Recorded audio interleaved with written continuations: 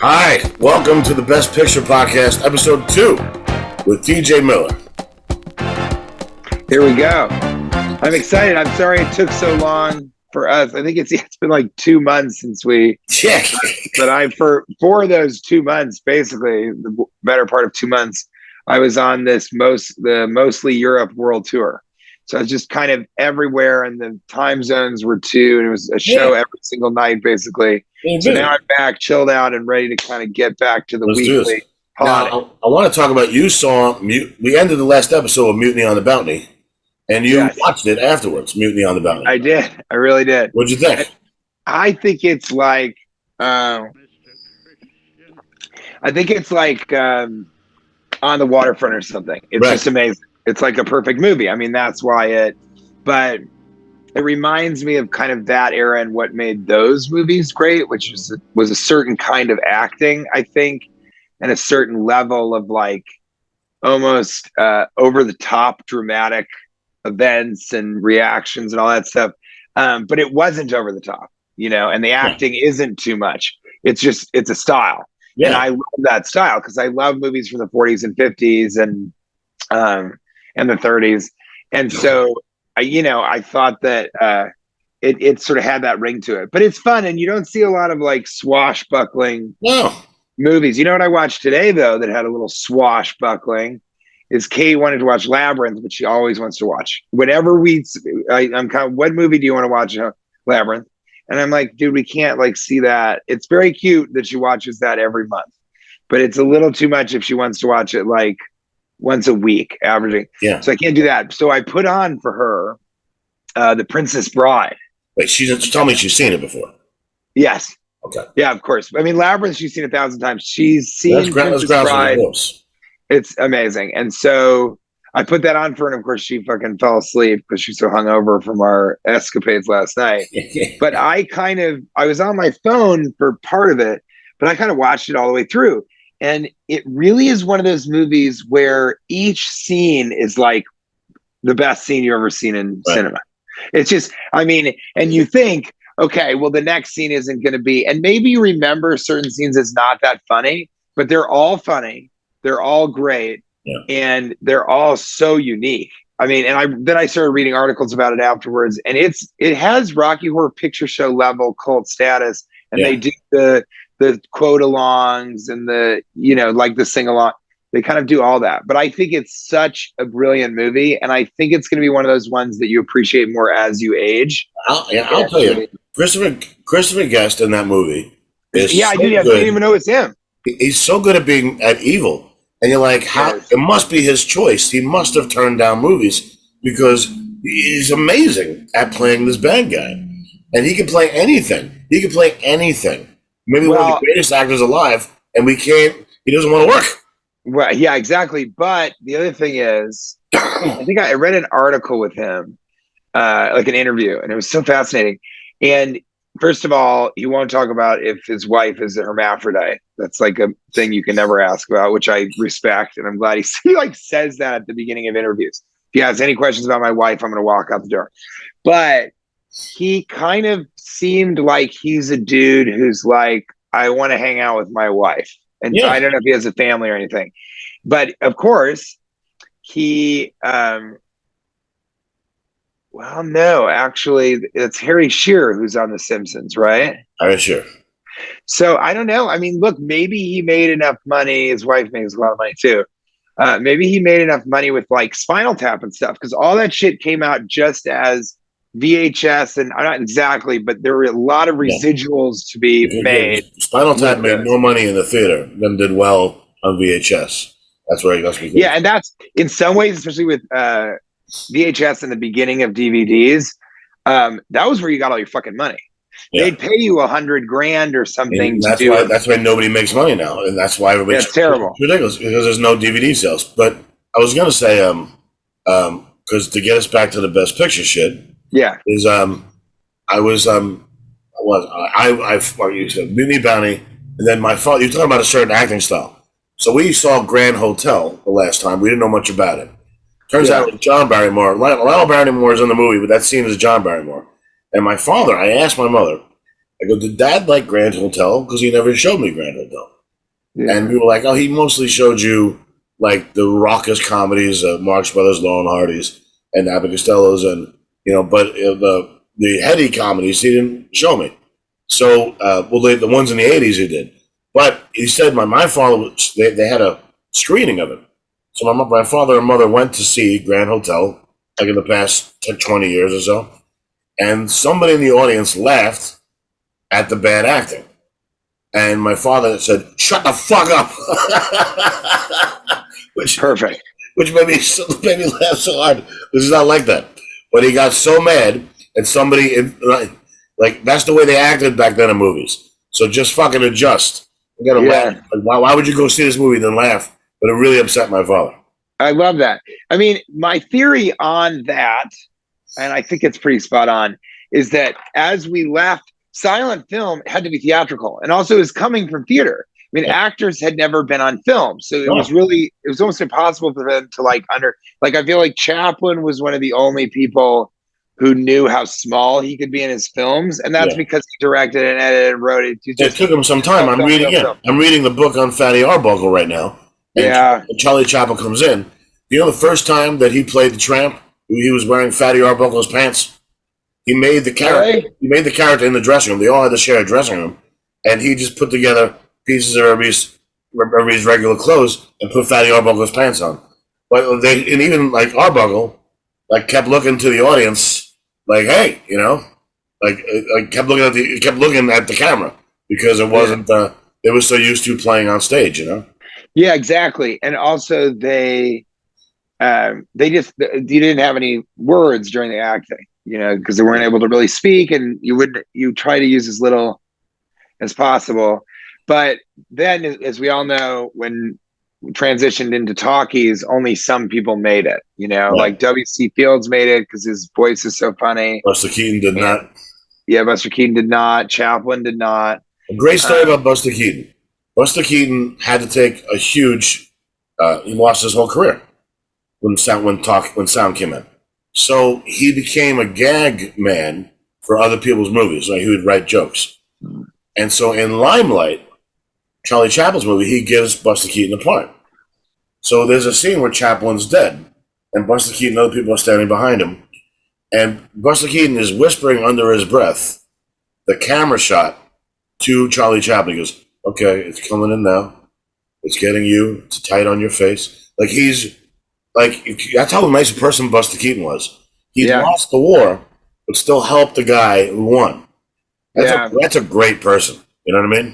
But he didn't lose the war. I mean, it wasn't his fault. Yeah, it wasn't his. Well, but he had done all these amazing films. I'm sure he was bummed that he wasn't. You mentioned Fatty Arbuckle, and very few people know that he, sort of started with. I think he started with Keaton. I think it was Keaton Arbuckle doing one reelers. He started with Max Sennett and the Keystone Cops. And then he went to Keaton. Yeah. Yeah, and but he had just the most awful story because he got accused of that thing. It wasn't true. Yeah. But when it went through the entire court thing, that piece of shit, I really do hate him now. But the West Coast William Hearst or whatever sensationalized it. And that's actually how tabloids were invented in the United States. And it was just terrible. And then he went behind the camera and directed some stuff, not a lot. And then years and years later, maybe decades later, Warner Brothers came to him and gave him a contract. I know. And then he had a heart attack that night. While he was in New York getting ready to do the stuff. Yeah. Crazy. And you know what, though? I think his heart attack was all this pent up terribleness of being accused of this thing and all that stuff. It finally was lifted, and he felt this sense of relief that was so incredible that he died. That's my theory. No, I agree. Anyway, also, we talked about It Happened One Night, and an interesting fact about It Happened One Night is that it won Best Picture, Best Director, Best Actor, Best Actress, Best Screenplay. And the only other movies to do that were One Flew Over the Cuckoo's Nest and Silence of the Lambs. Yeah. The only 3 movies to win all 5 awards. One Flew Over the Cuckoo's Nest is absolutely unbelievable. Oh, and back to like, so that transition, and then I think it just has taken decades for actors to understand that there's a different style of acting that's just for film. Yeah. And I think finally in the 60s and 70s, actors were like, oh, I just do nothing. I don't have to be affected at all. Yeah. It's not depending on the movie, because you got fucking, you ever see Brain Donors? They're all over the top. It's great. Oh yeah, but that's again a style. That's like Airplane. Yeah. You should go back to school. I hated teaching. Yeah. Anyway, so Frank Capra directed What Happened One Night, and I guess he was the darling of the Oscars for a while, which is crazy because he made comedy dramas, and they don't ever win anymore. But It Happened One Night, a movie that's coming up on this one, and he did It's a Wonderful Life, which didn't win anything, and he did Mr. Deeds Goes to Washington, which did. So this guy did comedy dramas and was winning Oscars for directing and Best Pictures, and that doesn't happen anymore, which is crazy because he was like the darling of the Oscars. Yeah, you have to do. I think the closest a comedy can be comedic to then win Best Picture is Annie Hall. I think that's the only way. I agree. Which is a bummer because some comedies are just so amazing and so perfectly done. Like, not The Hangover, that's a bad example, but like Bridesmaids is such a perfect, another Apatow thing. Yeah. It's such a perfect comedy, and it was so progressive to have all those girls. I think that should be able to win Best Picture. And Peter O'Toole should have been nominated for God, what's that movie called? It's one of my favorite movies. My Favorite Year. John Candy should have been nominated for Planes, Trains, and Automobiles. Gene Wilder should have been nominated for for Young Frankenstein. It's just the way Bill Murray for Groundhog Day. These are great performances. Steve Martin in All of Me. Fantastic performance. Interesting, yeah. You know, he's playing 2 characters at once. I would say Steve Martin in Roxanne. Well, he's good. Yeah. I thought LA Story was great because it was so him. Yeah. You know, it was just everything that he is. But Roxanne is just, oh my God, I love that movie. It's so funny. He put all comedians in the movie. The firefighters are all comedians. Yeah, and Gina Davis, it's so incredible. Yeah. Anyway, Daryl Hannah, right? It was Daryl Hannah, yes. Yeah. Who is really something. I had a meeting with her once, and she's just so fucking awesome. Yeah. Loves marijuana. All right, sorry. So let's start. So we want to start off with a bang, but unfortunately, we're not starting off with a bang. The way we ended with a bang when Mutiny and the Bounty, but the first one is The Great Ziegfeld. I haven't seen that. Me neither. We tried to watch it once, but I fell asleep. Yeah, it's not. It's considered not one of the best ones, but it's The Great Ziegfeld. Where is it? Where is it? Here it is. It's right here. So it's about a 1936 American musical drama film. It stars William Powell as the theatrical impresario Florenz Ziegfeld Jr. And I think it's it's about a love triangle. But I did think this scene was pretty moving because of the girl's performance. You know, I got to share the screen. I'm out of practice because you were gone for 8 months. Yeah, it's gone for so long, man. I love doing this with you, though. I think it's fun. I don't really talk to anybody about film like this except for Kate. Right. So I don't have any real friends. Yeah, me neither. I used to. I really can talk because so few people know. Even the dude I'm writing this movie with, he knows about theater and opera and music, right? Because that's his world. But he does. I mean, he knows a fair amount about film. Kate knows so much about 70s film.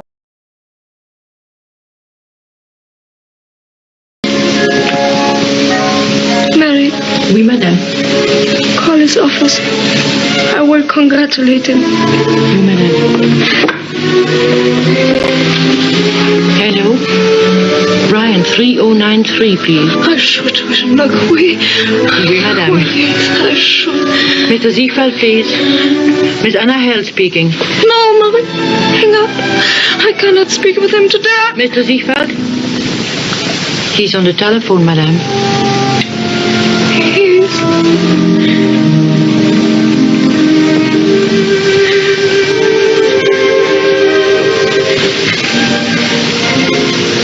Hallo, Flo? Yes, here's Anna. I'm so happy for you today. I could not help it calling you and congratulate you. Wonderful, Flo. Never better in my whole life. I'm so excited about my new plans. I'm going to Paris. Yes, for a few weeks, and then I can get back. And then I'm doing a new show, and it's also wonderful, and I'm so happy. Yes, and I hope you are happy too. Yes.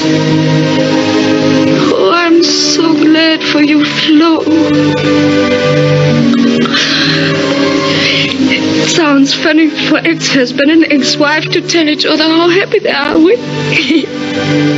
Yes, Flo. Goodbye, Flo. Goodbye. Darling.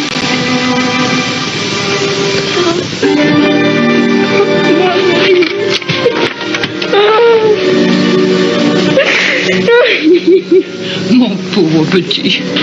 If you love him so much, why did you divorce him? Because I thought it would bring him back to me. I was sure it would bring him back to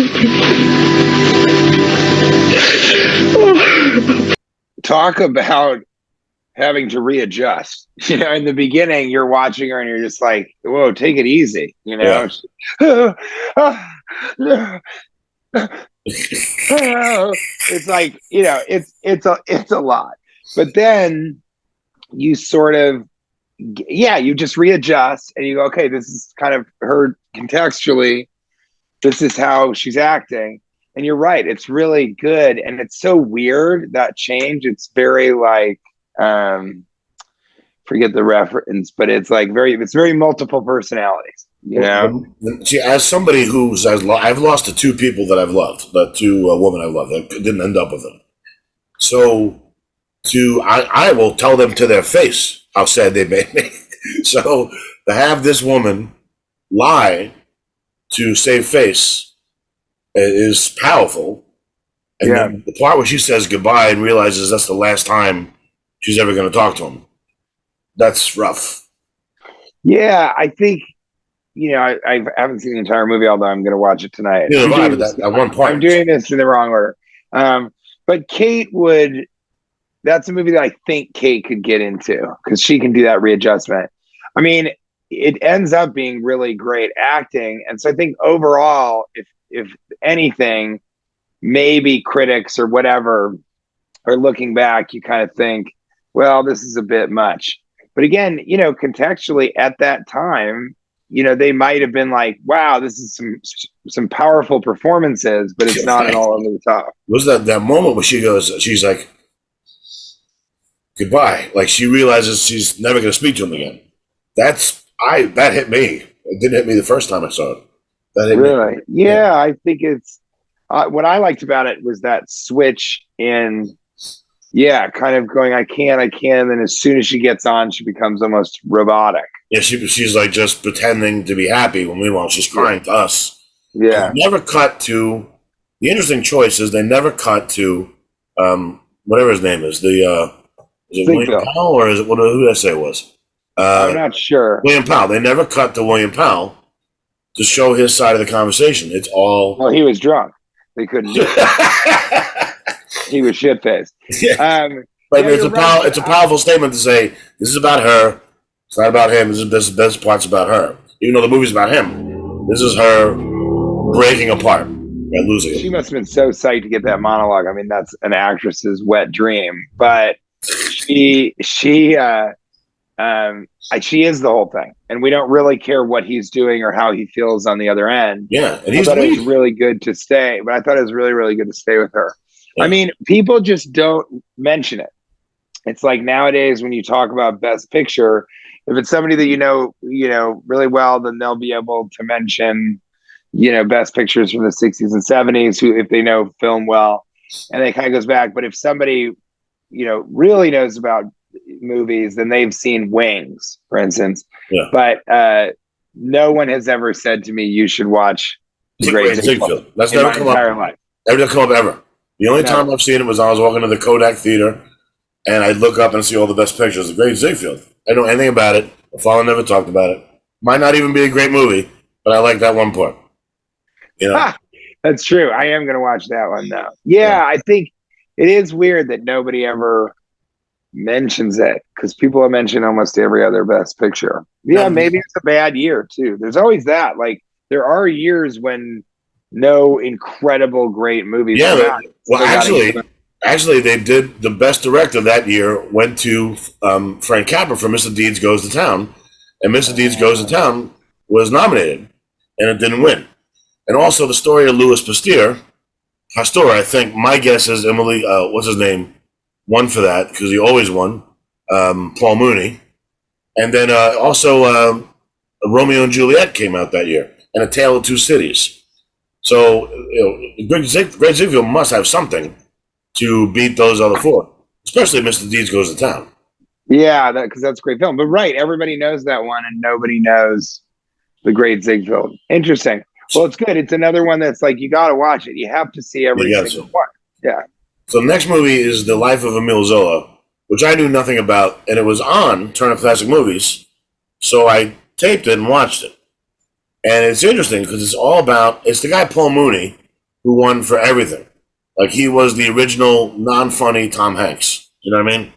Like he was the Daniel Day-Lewis of that time. Well, no, also Tom Hanks. I mean, he hasn't done a comedy since fucking Bosom Buddies and Big, you know? I guess so, yeah, probably. So, you know what he is? He's an example of a comedian that was just doing it to do movies. Yeah, but he was great. So anyway, this movie, this scene, so he's like a beloved writer, I think in France. I think it's France. Beloved writer. He like speaks out for the people. Everybody loves him. And then the French army sends a soldier up the river, to prison for a crime he didn't commit. And the wife goes to Emile Zola and says, "Will you please write something to save my husband? He's innocent." So Emile Zola writes something, and now the country hates him. So he was the beloved son of France. And then when he was standing up for something that nobody believed, but he was right, he got shit canned because of it. So that's what this scene is. All right, let's check it out. So I gotta share the screen. I'm just back. It's been a while.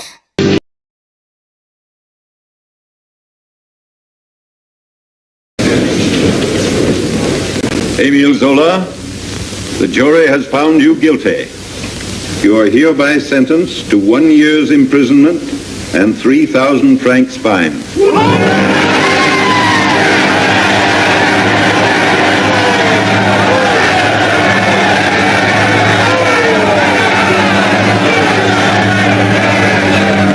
Cannibals.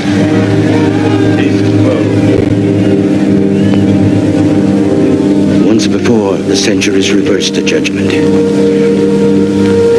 That too was a closed case. Is it kind of nail it over the head? He says, yeah, centuries reversed the verdict for Jesus. So he's like, one day they'll see you're right. It's just like, that's kind of beating you over the head with it. But that movie won because of his performance. Like, you know what I mean? He was that good. What did you think that is beating you over the head with that? And also, it's kind of like Christ died. Yeah, You're saying I have to die before that's a weird way to make me feel better. The one scene in this movie I did like is when I was watching it is the soldier who's imprisoned. He's in prison for like so long, like 20 years. I'm just making that up. It was a long time.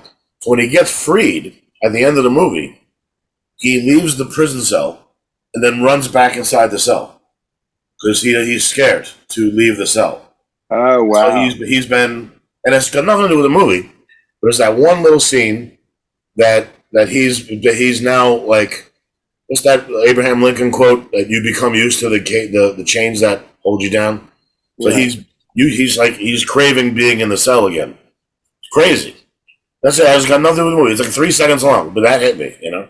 Yeah, I mean that's the mark of a great film. Also, not just the performances or the plot, but like the moments. That's a great director. What did you think about the Scorsese film, The Departed? I guess at the end, the rat. Everybody feels that the rat scene is a little over the head. A little. Anyway, I was interested in what you thought about that. What do you think of it? It was a little over the head, but it didn't ruin the movie for me. Yeah, it doesn't ruin the movie. The movie's too good to be ruined by anything, for sure. Listen, there's definite mistakes in a lot of things, you know? Yeah. A lot of movies that I love, there's mistakes in it. You know, in The Great Outdoors, which is hard to compare to The Departed, but in The Great Outdoors, when they find the raccoons ate all the meat, and then John Candy ate that big steak, and they come into the house, and John Candy's going to throw up. And Dan Aykroyd goes, look at the maggots on that steak. So John Candy runs in the other room to puke, so they all follow him. And you can see Dan Aykroyd off camera. He's on camera, but he thinks he's off camera. Do this. And everybody goes, oh, like he threw up. But what a mistake the director did. You could see him count the 3. So that the entire cast reacts to him throwing up at the same time. But it didn't ruin the movie for me because I loved that movie. You know? Of course. Now I got to go and see that. That's a true goof and gaff. Yeah, and nobody mentions it. And you can see the stick that trains the bear in some of the scenes. But that's got my favorite scene, one of my favorite scenes in movie history. Have you seen the movie? Yes, a long time. But he goes, this is Fred. He's been hit by lightning. How many times has it been, Fred? 6. 6 times. Wow. No, 66 times. 66 times. And at the end of the movie, he gets hit by lightning. I mean, what I do remember of it was like, and maybe that's why I did it. He was like, this is the best take. Who cares if you can see Dan? Yeah. Exactly. Yeah, anyway, so I do that. We're getting closer to movies we know better. July. So It Happened One Night. He won It Happened One Night. He didn't win. He won the director for Mr. Deeds Goes to Washington. And this is his. This is the movie he won for. They won Best Picture again. Share the screen. Share screen. Which I've never seen, which is odd because you think my father showed me all the Frank Capra movies. Oh, what was that? I said you've got to pay it. You've got to show me. We don't have to show you. I just told you. Who's going to pay for all those buildings down in Washington and interstate commerce and the Constitution? The Constitution's been paid for years ago. And as for interstate commerce, what is interstate commerce anyway? There are 48 states, see? And if it weren't for interstate commerce, nothing could go from one state to another, see? Well, why not? Have they got fences? No, they haven't got fences. They've got laws. Holy smokes, I never ran across anything like this before. Well, I might pay you about $75. It isn't worth a cent more. You pay every cent just like anybody else. Now listen to me. You'll go to jail if you don't pay. Do you hear that? That's law. And if you think you're bigger than the law, you got another thing coming. You're just the same as anybody else. And the sooner you get that through your head, the better. Holy smokes!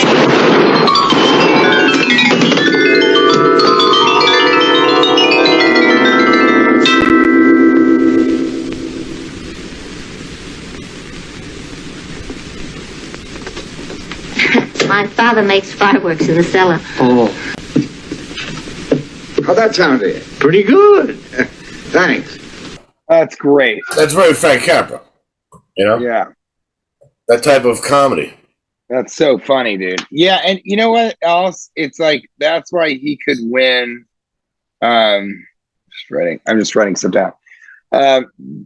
That's why he was winning awards and getting, because all of his movies sort of had that humorous element and then had kind of the sweetness also. Yeah. It's really interesting. Yeah. I mean, I always said this, like I had 2 shorts go to Sundance and I'm trying to make another movie to go that route.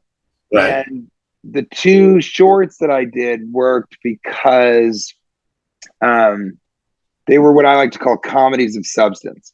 So they were sad, and there was an underlying kind of tragedy to them, but overall, they're clearly comedies. Like, it's more laughing than not, for sure. But I have this idea for a film, and it's very cheap, very cheap. And so I kind of, but it is a comedy of substance. It's like sad, it's about the pandemic, but it's hilarious. It's a lot of silent film comedy type stuff. Great. And yeah, it's gotta be something that has substance for it to be considered a great film. Right. I heard a great quote by Stanley Kubrick. There's a documentary on Amazon right now called Kubrick on Kubrick or something like that. Oh, wow. Kubrick talks about Kubrick. It's fantastic. And the documentary ends with one quote. He said, if you base, I'm paraphrasing because it was much more intelligent the way he phrased it. But if you base your movies in a fair world that doesn't exist, then you're just creating entertainment. Like, if you think about his movies, they're all based in the reality of an unfair world. The world is unfair. So if at the end your character wins the lottery, or your character gets this or whatever, or you know what I mean, or the girl takes you that you're in love with, or the world doesn't blow up in nuclear war, then it's not real. It's just entertainment. So even though Capra based his movie like all his movies are like sweet, like you said, very sweet. Jimmy Stewart, that Cary Grant feel, like they're all like, everyone's like, there's a funny woman, there's a funny man, they're doing something. It's just like it's not based in reality, but there is some kind of a meaning and story underneath it, He was trying. Look, he was trying to do something different than Kubrick. Isn't that the smartest thing that's ever been said about film? Yeah. Dude, he really was entertainment. He's kind of.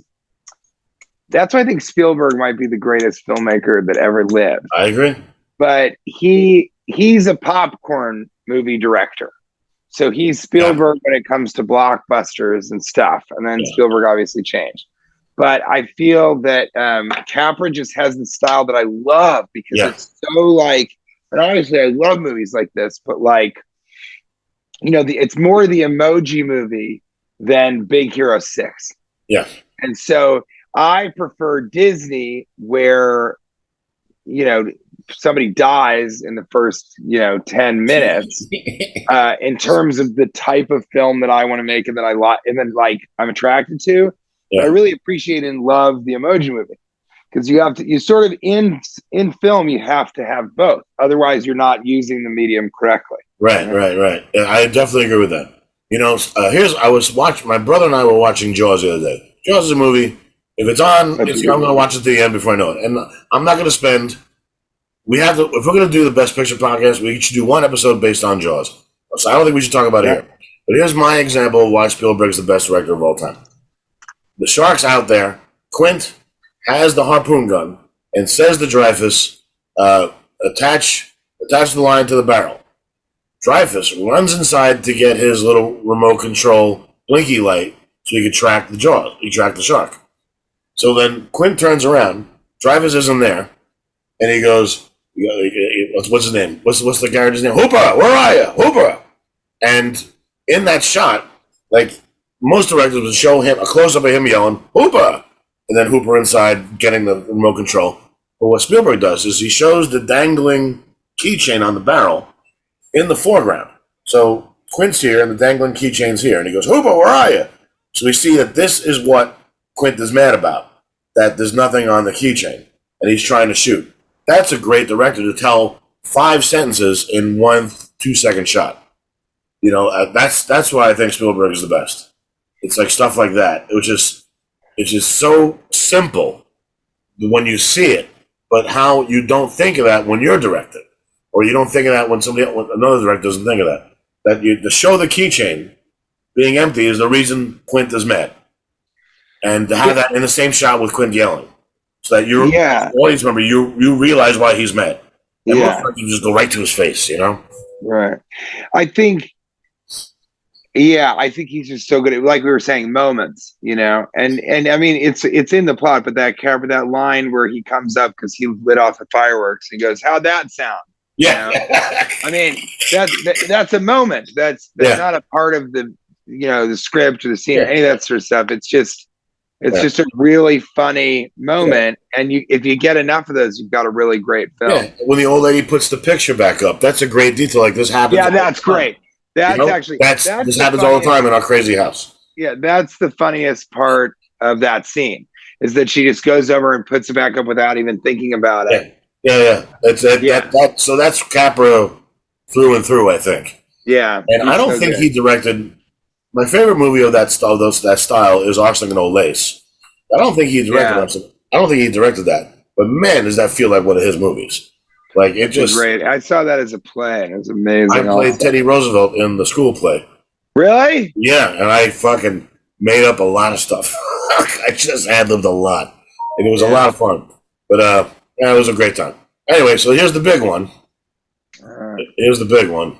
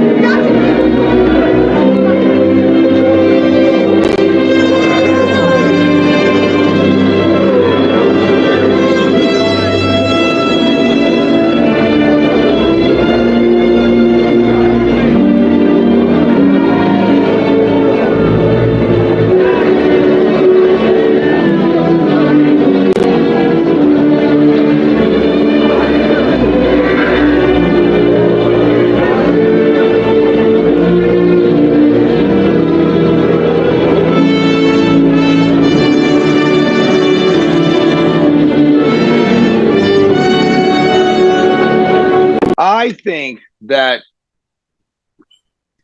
this was the first picture to win that was an epic, and I'm not sure.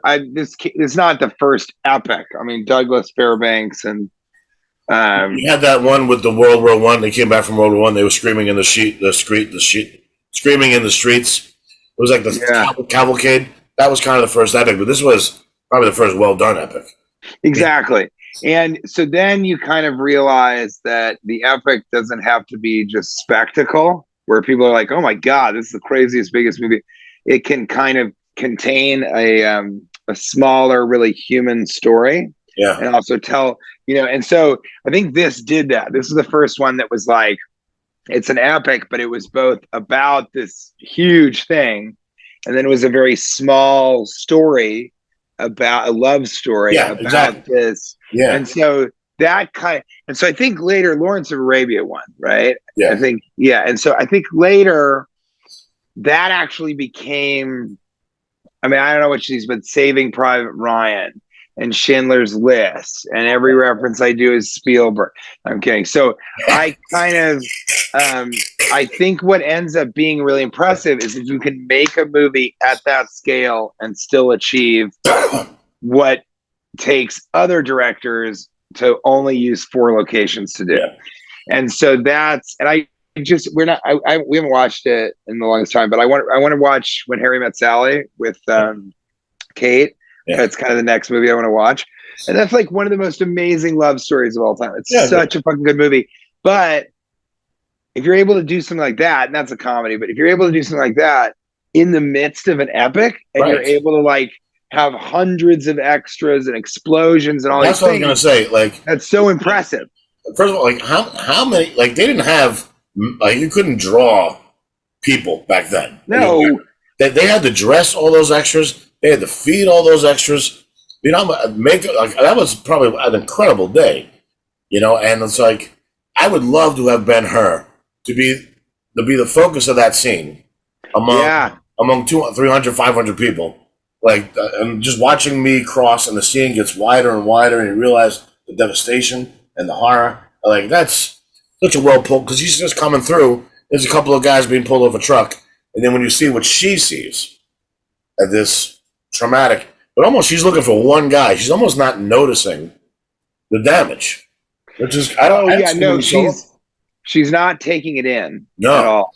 no. And I think, to pull back all the way to something we would maybe find corny now, i.e. the rat at the end of The Departed, to sort of pull back and imagine the jib boom on that. Like, that shot is like beginning of Boogie Nights level, but to come back and have the Confederate flag sort of be the last kind of thing we see in this piece is sort of like really incredible. Yeah. And so I kind of get how it won, and it's got "Frankly, My Dear, I Don't Give a Damn." So there's I didn't want to show those scenes because everybody knows them. But and again, one of the most quoted movies of all time, sort of. But for my taste, not a movie that I like or go out of my way to watch. Like, it was the biggest movie, the biggest money-making movie until Jaws. So we're talking decades until Jaws came out. Yeah, exactly. And so that's how big the movie fucking was. Yeah, and I think it really resonated at that time with America. It was kind of like Saving Private Ryan. It came far enough after the thing, but was still in everybody's minds, and they had been affected by it and all that stuff. So that's a great point. That's a really smart thing too. Yeah, that's a great point. Is that it was the right time to make it. Sometimes that's kind of just the luck of the draw, that it happens to be in the right place, right time, just to hit the zeitgeist, just in the right way. And then you get one of these things that is everyone in the, not the world, but everyone in America has seen that movie. I saw it once, and it didn't mean much to me because I find when I was a kid, I found a lot of romances boring, and I thought she was an asshole. So it's hard for me to care about an asshole, but he's not an asshole, and that's when he walks out. What a rousing fucking ending that must have been. When he goes, "Frankly, I don't give a shit," and he walks out. I was basically saying, "I don't give a shit now." Yeah, no, it was at that point. It really was almost like, "I don't give a fuck." Yeah, it was that level of like inappropriateness, and I like that you said rousing, but I heard you say arousing. So that was interesting. At the end, I like mean women. Aroused. You suddenly got an erection. I like how. Hold on, I'm gonna get ice. Was it Annie Hall when Woody Allen has a crush on the Wicked Witch of the West? Not the Wicked Witch, not the good witch. Dorothy, you like the witch? Oh my God! So I think, and it's funny is like now that we've talked about it here. I will definitally watch that, but if it wasn't in this, I would never have watched it again in my life. I don't think. That's why I like this thing we're doing, because it's bringing me. I want to watch. You Can't Take It With You. And now I want to see Mutant and Bounty again. Anyway, I like the fact that we're moving because I want to finish this. I want to finish this particular block of movies. Unless you have something else to say about it. Oh, this movie. I think this movie I gotta say. So this was the first Hitchcock movie to win Best Picture, and Rebecca. And the minute you see his visual direction, you're like, oh, now there's director auteurs on the scene, because Hitchcock was like the first, I would say, director auteur to be like, this is my type of shot. That is such a great point. Like, I never fucking thought of that. I didn't realize it until I saw it. SCOLARO, motherfucker. And so I think you hit that one on the head for sure. That he was the first guy where they're like, he has it all. There's no one like him. One day there will be Quentin Tarantino because of him. That's like, to me, that is 100% what. And he became one of the first like businessmen to sort of cross over, and he was working in television, and no one was doing that. Yeah, he had his own show and stuff, and so I think that he's an interesting cat. Yeah, That's exactly right. Also, I want to say I watched Strangers on a Train when we started doing this. I only know Strangers on a Train because Throw a Mama from the Train is based on it. Yeah. So crisscross. But there's a scene where the good guy is driving around, and the bad guy's watching him from a distance, and he's all the way like on the front steps of a building, and he looks over and he knows it's the guy looking at him, and he's just in the distance. So what Hitchcock chose to do is not show a close-up of the bad guy, which is exactly what every director would do now. Show a close-up of the bad guy. He kept him in the distance because somehow that's more menacing. That this guy is following you, and now he's over there. You're driving and he's over there. He knows where he's following you. And that's what I love about Hitchcock. Anyway. Yeah. Well, and that's another great point, that there's just no one like him. He invented all these shots, and I think Rope was the first movie to do that. Maybe Orson Welles, but I don't even know when Orson Welles was around. What years was he around? 40s, right? So this was 40s. Right? Yeah, so this 40s, was this was before Orson Welles. So yeah, he was the first. You're exactly right. All right, so let's look at this. Did I share it yet? No, I have to share. Share. Wait. By the time this whole thing is over, we'll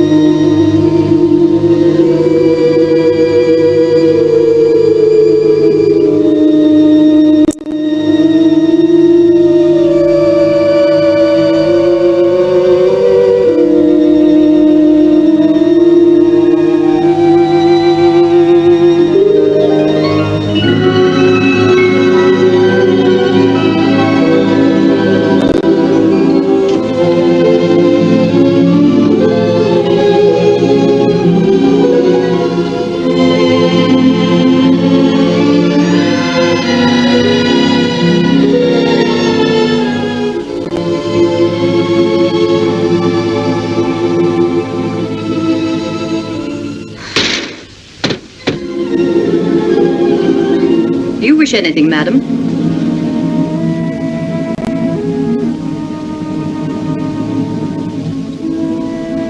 I didn't expect to see you, Mrs. Danvers. I noticed that the window wasn't closed, and I came up to see if I could fasten it. Why did you say that? I closed it before I left the room. You opened it yourself, didn't you? You've always wanted to see this room, haven't you, madam? Why did you never ask me to show it to you? I was ready to show it to you every day.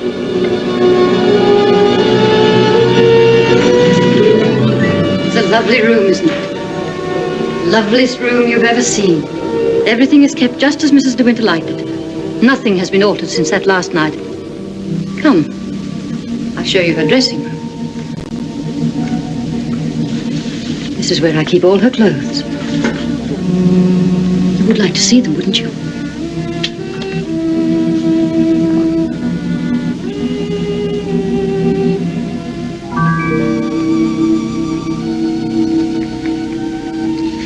Feel this. It was a Christmas present from Mr. De Winter.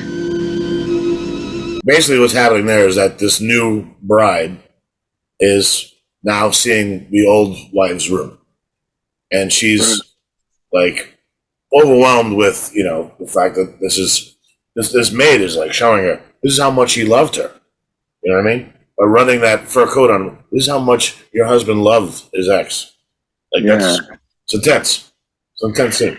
It's intense. I mean, you know what I'm starting to realize now that we've like done this, and even in this episode, is that these are so good. Movies are so good that like they come on and you just lock in. Yeah. It's just, they're so compelling, so engaging. And I don't think you really have that in other art forms. I mean, obviously it can happen in theater, sort of. Yeah, or painting. But everything is so real and lifelike in film. Yeah. And so you feel in that room when she opens the windows, the blinds. Yeah. You and I and everybody watching is like, whoa, because it's just like everything about it. And I mentioned the shadow. I think that's obviously a huge Hitchcock thing. But he had to, the room looked like it was lit naturally. Yeah. But he had to have a spot on her the way that wasn't to get the shadow. He had to do that. And so the way he plays with light also is really. Yeah. And the bad woman comes out of the darkness. She's a shadow at first. And then as she takes one step, she becomes lit. You know what I mean? Yeah. And as an actor, you're like, what am I doing here? Like, you're in the darkness now, and you're going to take one thing and you're being a light. Like, I got to stand here for them to light, you know what I mean? And then what a great shot. What a great shot. Yeah. It's a great shot. Everything that he does, I don't think I've ever seen a movie of his where you even begin to be like, well, that wasn't that great of a scene. It doesn't. He's not. And, so many directors kind of miss with one film, but then they're good with the other one. Yeah. Even directors like the Farrelly brothers are two of the best of all time. It's like, they have a couple movies where you're like, I don't think so. And Hitchcock just doesn't have that. And that's like Tarantino. Tarantino, I didn't love Inglourious Basterds when I first saw it. When I watched it again, I was like, this movie's fucking amazing. I still think that one and his last one might be his two best. I just want to read this. The film stars Laurence Olivier as the brooding aristocrat widower Maxime de Winter, and Joanne Fontaine as the young woman who becomes his second wife. In supporting role, it's a film is gothic tale shot in black and white. Maxim Winter's first wife, Rebecca, who died before the events of the film, is never seen. The reputation and recollections of her, however, are a constant presence in the lives of his new wife. Anyway, so it's just a crazy movie, But and it's very Hitchcockian. I have to jump back for a second and tell you, you're absolutely right.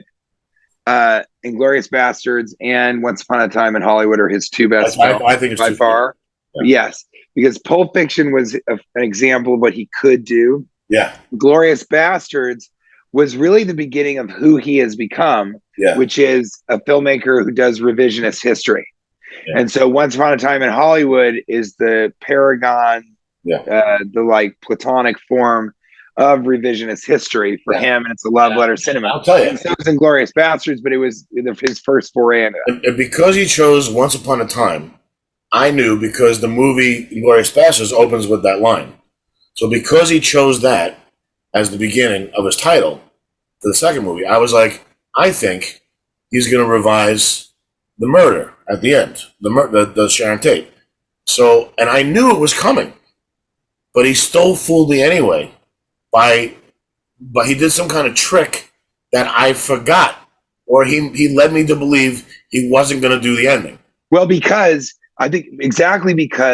this was a love story between a stuntman and his like leading man, a stuntman and a leading man. And I think that, again, it's this epic thing. Here we go with this again, this epic event in history.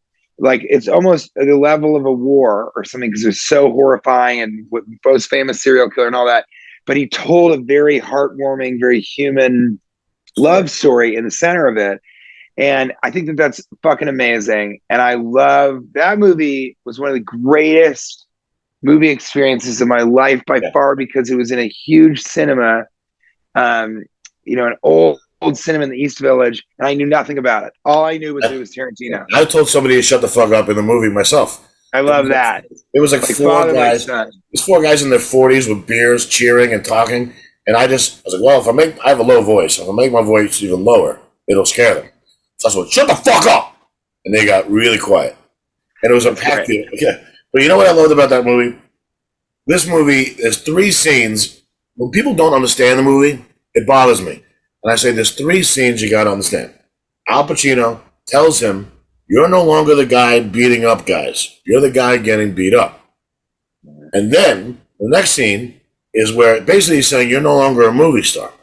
And the next scene is him with the little girl, and the little girl is concentrating on her acting, and it makes him want to be a better actor. And the little girl says, that was the best acting I've ever seen, and he cries. Yeah. Yeah. So then the last scene is when the gates open up, and he's welcomed back into Hollywood. So as somebody who went from lead roles to guest roles on sitcoms, I was the guy getting laughs. Now I'm helping other actors who aren't as funny as me get laughs. And that was a tough transition. Because of the writer's strike and the economy collapse, I lost my momentum, and I got shoved down to guest roles. So now I'm helping other actors on other sitcoms be funny, as opposed to me getting the laughs. And that was very hard. And at some point during Mad Men, when I did the guest role on Mad Men, I was like, I'm just going to do this the best I'm going to make this a great scene. So I ad-libs a couple of physical things, and I built a scene out of it. And the woman loved it, the director, and she's like, do more of that. And I was like, great. So like it became me realizing, okay, I'm no longer getting the laughs, but I can still be a great actor. And then on the way home from seeing Once Upon a Time in America, I swear to God, walking down Hollywood Boulevard from the Chinese Theater, this guy tapped me on my shoulder and goes, I saw you at the Comedy Store. You were the best comedian the whole night. And I said, thank you. You're better than Chappelle, better than all those other guys. Well, thank you. So it was weird that I had the exact structure of the movie in my life during the movie. It was really, so that's why the movie affected me so much, you know? Yeah, I mean, look, there's a component of that for me also, for sure. Because I've had a sort of a Fatty Arbuckle kind of thing happen. But yeah, so that was part of it for me also. But part of what I love, and I love actually the way you said, because I just didn't think of it in terms of that scene where it is the most important thing to him. What he did, which I think is great, is he took what Al Pacino was saying, right? Now you're the heavy. Remember he calls him that? You're the heavy. And so you're getting knocked out. And what he did is he took that role and he made it great. He was again a fucking movie star, right? Because Leonardo DiCaprio is a movie star. So he again was a movie star, but in a part as a heavy in a television show. So that in itself is kind of its own like kind of moral, you know, to the entire story. Is like, you know, these agents can fucking tell you this, right? And say you got to go to Italy to be a movie star. And that doesn't really fucking matter because Hollywood doesn't. I have a Roman friend, because I think it's so funny they call themselves Romans because it seems like all those people are dead. Yeah. But I have a Roman friend, and last night, he's a painter.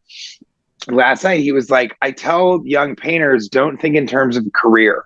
He's like, a career is something else. It's something that other people, it's success, all that.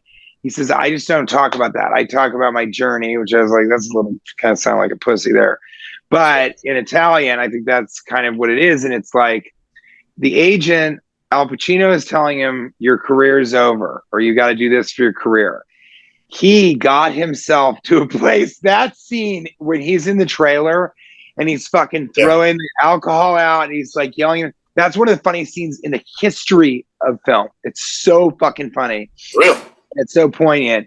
And so I think that it's really fascinating because it's like, and I also thought it was fascinating that he kind of put DiCaprio in this role, right? We know what the role is all about. And DiCaprio has kind of done that journey for sure in his mind. Absolutely. But he put DiCaprio as this guy that was now working in television. And then it was so incredible to see DiCaprio just like go from like fucking this whole thing up, you know, and he did a really good job at that, acting like an actor who was struggling. I thought that was amazing. That's exactly what it's like. Yeah. I've seen fucking Josh Brolin do that. I've done that. Yeah. You've probably done where you're just like, I'm sorry, can we take it back? Let's just do because there's so much pressure. And then to see Leonardo DiCaprio go from that, then do that scene in the trailer, which is so hilarious, and then come back. And it really was crazy to watch him switch into that mode. And as you watch that scene, you're like, oh my fucking God, this guy's amazing. Yeah. And so it's interesting to see that. And then to watch him go to to do spaghetti westerns. Yeah. But they never showed any of the spaghetti westerns really. No, I mean, I think they had a clip or something like that. So I love that. And that's just a lot about being an actor, because if you get to the end of it, and you're the only person I talk to where I refer to myself as an actor, but as an actor, what I like about you. Yeah, I know. Most people do. No one likes my stand-up. So I feel I like your stand-up. I feel as though, I'm joking.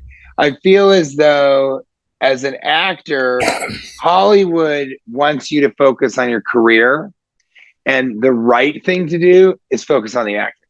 Yeah. That's the whole point of it. What you're doing becomes a permanent record, and that permanent record being great is the only thing that matters. And I wonder if he was like, after Grindhouse and Death Proof and people not liking Kill Bill as much as he did, if he was like, well, I'm gonna like maybe I lost the superstar status, but I'm going to just make a really good movie now. Like maybe, like, you know what I mean? Like, I don't know. It doesn't matter. But Hitchcock, I feel like we should go back to Hitchcock. Yeah, I know, but it's so fun. Tarantino, right? Here we go. Right. Is our Hitchcock. Yeah, exactly. So people, I bet you anything, when they were doing podcasts during that time, which is just where you have a gramophone. Yeah. And the other guy's a gramophone. You invite as many people can fit in the room. Yeah. And that was a podcast. I think people were as passionate about Hitchcock because what we're sort of agreeing on and finding out is Hitchcock was the first auteur. And when you talk about an auteur, you get really excited. And I think one of the reasons is it's like stand-up. You just can't believe that a person wrote this, directed it, lit it, fucking edited it, did it all. And that's so impressive as an audience member, because you're like, how the fuck did this guy, how can he do all of this and still make you like, just love it? It's the greatest thing in the world. The second that clip starts where she's looking for the doorknob, you're hooked. Like, he just was able to do this. Do you ever hear, Mel Brooks tells a great story about Hitchcock when he did High Anxiety, which is a Hitchcock spoof. He had dinner with Hitchcock. So they went to a steak restaurant, and so first he ordered a giant shrimp cocktail. Hitchcock had a shrimp cocktail, huge shrimp, and then he ordered a giant steak with like cream spinach and mashed potatoes and some other stuff, and then he ordered a big chocolate fudge sundae, and he lit a big cigar. He called the waiter over. He goes, "Do it again." And he had another shrimp cocktail. Second meal? Yeah, a whole nother thing. Bang bang. Yeah. You know, Louis C.K., Robert Kelly, bang bang. Yeah. I think, he was also a larger than life personality, and that sort of helped in the way that and it's so funny. All that makes me want to do is go have a steak with you. Yeah, I want to talk about that. Hot fish Sunday. Yeah. It's been a long time. That's really, really, he is that. You know what he was like, W.C. Fields? He was sort of, W.C. Fields had this character more than Groucho Marx, in my opinion. He had this character in real life, but it was him. It was him. And he had this character that was like funnier than anything anywhere. It was so funny, and he put it in, he wrote a book, he did fucking radio, he did all of it, and it was so amazingly funny. And Hitchcock was that. Even his silhouette, all of it was sort of part of that thing. It was him. Yeah. And I think, I don't know. There's something. The one thing about Hitchcock, is that I really wouldn't watch a double feature of his. No. Maybe if it was at a film festival or something. It's just all the movies play on the same emotion in human beings, and that's just not an emotion anyone wants to be in. You wouldn't. A Hitchcock film festival makes you feel very different than like a Woody Allen film festival, right?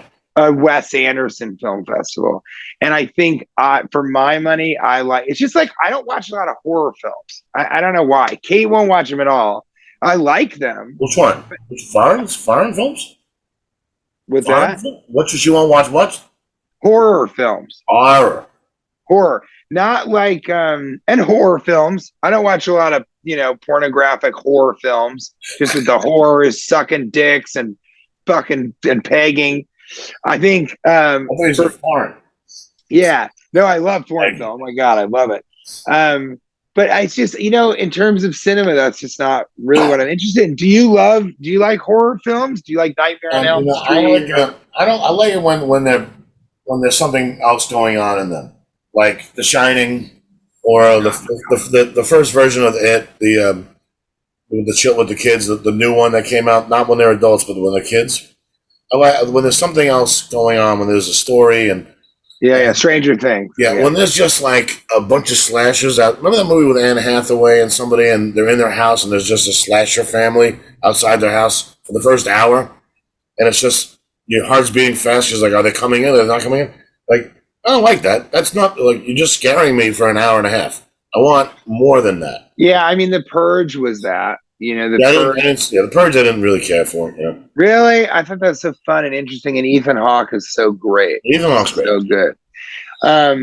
But yeah, I know what you mean. My favorite horror film, actually, I don't think I told you this, but I went to the hotel, the Shining Hotel. Well, which one? Because there's several. And the one that the lookout, the outside is based on. Wait, the one in Colorado, or the one? That's the one, because I'm from Denver. The one that is based on, because he wrote it. He wrote it in Mohonk, upstate New York, and they shot it in interiors in England, but the exteriors they shot in I think Washington or Oregon. Oregon, I think. But you went to the Colorado in the Stanley Hotel. The Stanley Hotel. Yeah. And so we did it was so funny. We did interrupting the movie Mystery Science Theater 3000 thing with The Shining after the show. And that was so fucking fun. And The Shining, and I watched it a bunch in preparation for it. And I watched Room 208 or whatever the number is. And I just love it. And I thought, oh my God, this truly is the scariest movie. It's the best. There's something about it. Okay. I think the scariest movie is Last House on the Left, the original. Oh yeah, that's terrifying. That's just craziness. It's crazy. I mean, she eats the guy's intestines and stuff. It's just beyond insane, and it's so scary. And the tension, when they go to the dinner, all of that is just like so scary to me. And then the other one that I forgot about for a while was Carrie. Because after you see it, you can't go back and relive what it was, like The Crying Game almost. But man, when you first see that movie, it is so terrifying and bizarre. So is Rosemary's Baby also. But The Shining is the best. Kubrick kind of did that. Well, I got to say about The Shining, my brother made a great point yesterday. I forget the first time you see The Shining, you're like, is this in his mind or is it real? Until the freezer door unlocks. That's the moment you realize it's real. And now when you see The Shining, you already know that it's real. So you don't have that moment anymore. But the first time that freezer door unlocks, you're like, oh, it's terrifying because the ghost let him loose. Yeah, that's true. That is true. That movie, what I was going to say is, Kubrick did every genre of film and was kind of the best at it, except for comedy. Except for what? Comedy, which he did really well. Well, he liked things based in a real world. So, I mean, is it a funny ending that the world explodes? Yes, but is it a laugh out loud ending? No, but it's a great comedy. It's a great comedy. But and oh my God, Peter Sellers is so funny. But I do think with The Shining, the best, it has one of the funniest moments of all time, which is when he's having the drink with Lloyd. Yeah. He's kind of talking to him, and he's like, Lloyd, I love it. I love the taste of it. And then she comes over and she's like, there's a crazy thing that's happening. There's a ghost, basically. And Lloyd's gone, and he turns and he goes, are you fucking out of your mind? Yeah. Nothing is funnier than that, because you've built that this man is he's become the craziest person on the face of the planet. And then for him to say that to her after she's telling the truth is just so great. Yeah, I've dated girls like that. I've dated, my last girlfriend was exactly like that. Out of her mind, but yet saying I'm crazy. Anyway, let's go to the next one. You know how to pick them. Oh, dude, they pick me. If I pick a girl, she says no. If they pick me, they say yes, but they're bananas. Yeah, you know how to let them pick you. Let me put it that way. I have no choice. All right, Boink. All right, let's see. Oh, wait a second. We have to talk about this. Because this isn't well, let's just play it.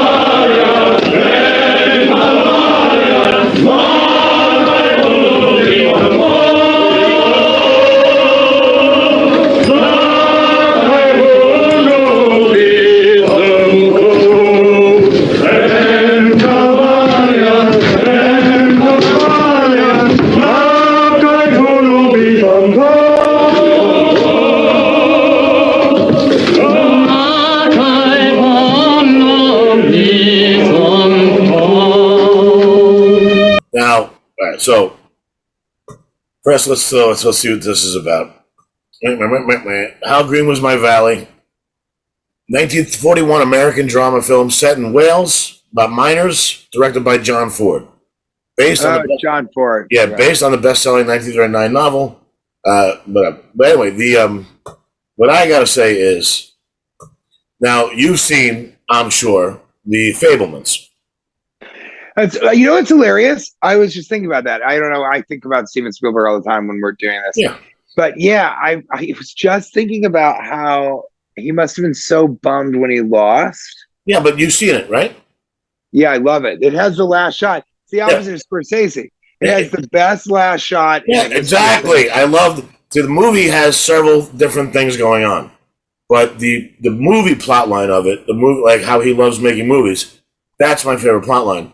So when he meets John, so for those of you who haven't seen the movie, this could be a spoiler, but don't spoil the last shot. Well, I don't spoil the last shot, but John Ford is in the movie, and when I start, played by David Lynch, right? Yeah, John Ford has probably also like Fat Capper. John Ford has the most director wins of any director. Yeah, exactly. So he did The Searchers. So I watched The Searchers the other day with John Wayne. Now Scorsese loves The Searchers. Tarantino loves The Searchers. So I watched it. You don't see the violence, but yet 3 kids die. Like a lot of people die in the movie. It opens up with like the child dying. You don't see the child die. And another child dies, but it's like the movie's rough, and yet you don't see any of it. It's all just John Wayne, and John Wayne's gone crazy. But at the end, he does the right thing. But anyway, so what he says is, where's in the Fabelmans, he goes, "Where's the horizon?" And he goes, "It's at the bottom in the picture." He's looking at paintings. He goes, "Where's the horizon?" It's at the bottom. He goes, "Where's the horizon in that picture?" It's at the top. That's interesting. Horizon in the middle, not interesting. He goes, "Now get the fuck out of here." But it's when you look at the shot of How Green Is My Valley, the horizon's at the top. That's interesting. And in The Searchers too. Throughout The Searchers. Oh, that's so interesting. The horizon's over there. He was a painter. He understood art.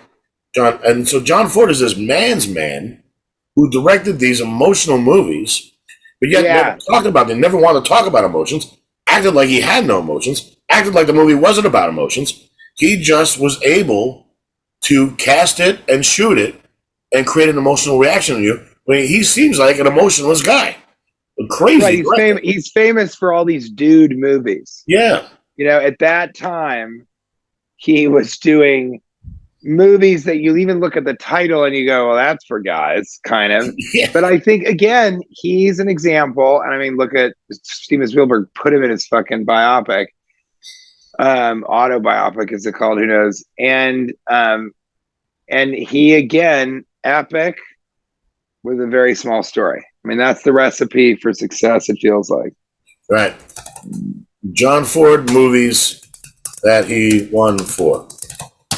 When you see the list, you're like, oh, God. All right, he won for The Informer, 1935. The Grapes of Wrath, 1940, which everyone loves. Yeah, people love it. You know, whenever there's a cop beating up a guy, I'll be there. How Green Was My Valley, which we just saw, and The Quiet Man, which is one of the best movies ever made. The Quiet Man. I haven't seen that. Oh, God, The Quiet Man is great. It's John Wayne's best performance. And it was my grandmother's favorite movie. So I bought it for her for Christmas years ago. And, Really? and then one day I watched it. And it's the scene in E.T. Remember where Henry Thomas in E.T. lets the frogs loose and then kisses the girl? Yes. E.T. is in his bedroom watching The Quiet Man. And John Wayne throws a rock through the window and then grabs the girl, and the wind's blowing, and he kisses her. And so that's the scene. Oh, So that's right. Steven Spielberg Oh, is God. watching. Steven Spielberg is watching a John Ford movie, and at the end of The Fablemans, he has John Ford in it. You can see he really was an inspiration to him. So it's like Really the biggest, I think. And if Spielberg thinks you're the best director ever, then yeah, I mean you are the deal. That's another deep dive I have to take. I don't know much about How Green Is My Valley, so I feel bad about it. I know it's about miners, Welsh miners or something, but I love John Ford, and it's like John. Something about him is such an interesting guy. Like, there's no love coming off him at all. There's no love going in or coming off him, but yet he makes these emotional movies. And The Quiet Man has one of my favorite parts. I don't know if I should tell you, but like, don't tell me. All right. I have to use the restroom. Okay. How many more do you have? Because I have another meeting that is pending. Well, there's 9 minutes of clips left, so we can. How many more clips? I can't tell you right now. I could. It's hard to see. Hold on one second. It's hard to tell. It's not the way it's set up like that, but we could pile through them really fast. I'll pause. All right. So what you're saying is let's stop here because we're only at 1941. Yeah, I know. 71, 81, 91, 01, As the 11, Romans 21. say, We have 8 more decades to go. As the Romans say, Rome was not built in a day. You know? I got it. This is literally, for you and I, this is literally our Once Upon a Time in Hollywood. Right. And we're never going to do it again. All right, so we'll do this. So we'll stop here. I feel bad. We have nothing to say about How Green Was My Valley, but how much. Let's. But we've never seen the movie, so there's not much to say about it. Yeah, I think that's right. All right, let's cut it here. Yeah. I mean, it tells the story of the Morgans, a hardworking Welsh mining family. Okay, I'm going to give myself this assignment. I'm going to watch it, and we'll start the next podcast. Okay, that's fine. How Green Is My Valley. I do remember that Fraser Crane wanted to watch it in an episode of Frasier, but he couldn't find it in any video rental stores. Oh, really? Then when he finally got it, his father kept interrupting. Everybody kept interrupting. But it was a movie that Fraser Crane would like. So yeah, totally. And that was probably the joke. Yeah. You know? Yeah. The How Green Was My Valley. John Mahoney and that fucking Jesus Christ. Anyway, it was great to see you. You're free next week, you say?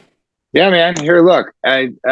Wednesday I have like a thing in in New York City that I have to do. So I'll be in town.